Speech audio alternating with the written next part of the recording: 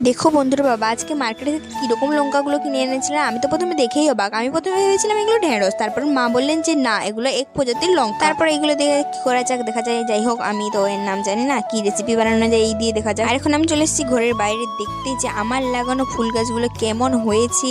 আজ তোমাদেরকেও দেখিয়ে না যাক। দেখো গাছগুলোতে কিরকম ফুল ফুটেছে, আর এই ফুলগুলো তোমাদেরও মন ছুঁয়ে যাবে। আর এই হলুদটা ছিল তো আরো সুন্দর দেখতে, আর দিনের বেলাতেও খুব সুন্দর দেখতে লাগে। আর একটার পর একটা ফুলগুলো ছিল, তার আমি সবগুলো ফুলই তোমাদেরকে দেখিয়ে দিচ্ছি যা আমি লাগিয়েছি।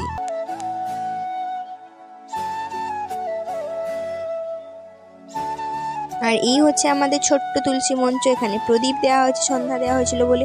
আর আমি ঠাকুরকে একটু প্রণাম করে চলে এলাম ঘরের ভিতরে, কেন বাইরে ছিল খুব ঠান্ডা। আর ঘরে এসে দেখি মা এতগুলো পাউরুটি কিনে রেখেছে, কি করবেন কে জানে তার মা আমার।